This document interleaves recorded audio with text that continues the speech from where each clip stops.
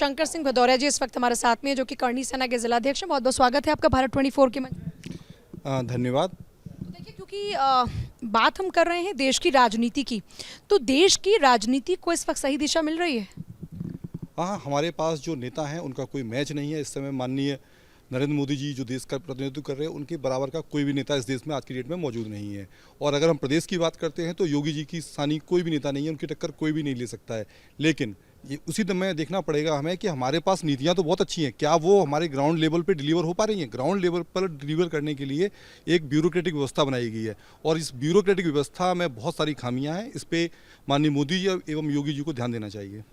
क्योंकि इस वक्त हम आगरा में ही मौजूद हैं, तो ताजनगरी जिसके दीदार के लिए लोग दूर दूर से आते हैं।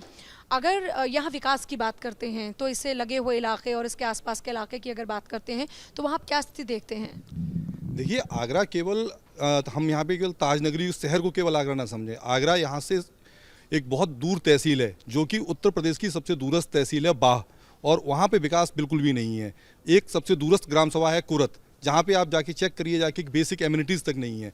और जब भी लोग आते हैं तो बड़े आराम से आगरा में आते हैं, ताजमहल का विजिट किया और सर्किट हाउस में बैठे बड़ी बड़ी योजनाओं की घोषणा की।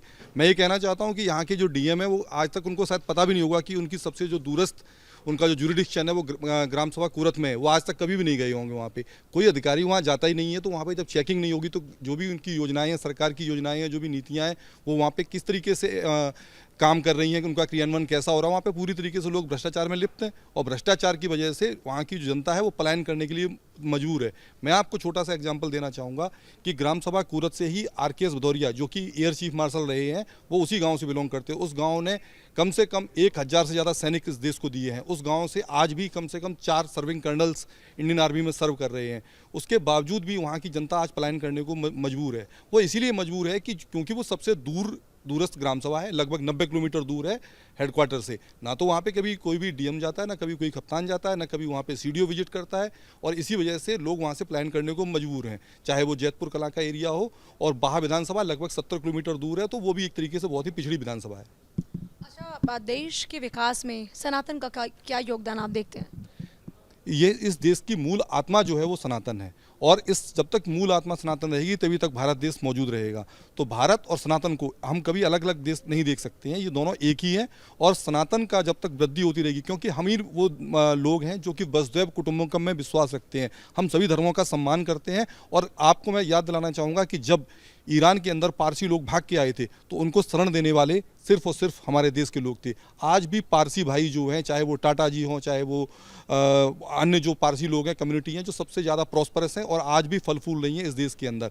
तो ये दिखाता है कि जहाँ पे हिंदू संस्कृति है, जहाँ पे सनातन संस्कृति है, वहीं पे अन्य धर्मों में हमेशा वृद्धि हुई है। अन्य धर्मों ने वहाँ पे खूब बहुत सारी प्रॉस्पेरिटी हासिल की है।